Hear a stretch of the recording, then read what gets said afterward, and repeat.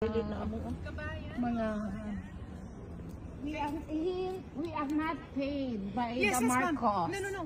Yeah, we are here to sympathize. We are from Belgium, Germany, and Nilipat pa kayo? Germany with our own money. Our reporter from ako rin, taga-ABS-CBN, Sen Hernandez po. Sen Hernandez. She's also reporting, taga dito I'm sa an Netherlands. ex-mayor of Cabacan. Talaga? I'm a two-termer. Baka pwede My kayong tumayo sa husband likod is niya.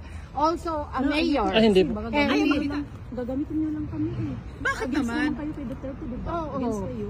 She's a lawyer. Yes. She tried to check the health of our president. He's an 80 years old by March 28. So pwede nga po, He was diba? kidnapped in the Philippines. Oo. Kasi parang we will mention na nandito yung supporters. Sa totoo lang, syempre may magsasabi na hindi pinapakita ang supporters now. We're showing people. Yeah. That's what You we're can looking show for. us that we are not paid. Yes, sir. And he's my husband. Are you married to Yeah. Yeah. He married at From Manila. Manila. From the Philippines. Yeah, we Yeah. have over here. Kanina lang sis, oh. Sis, kanina lang mag-email lang. I-email mo.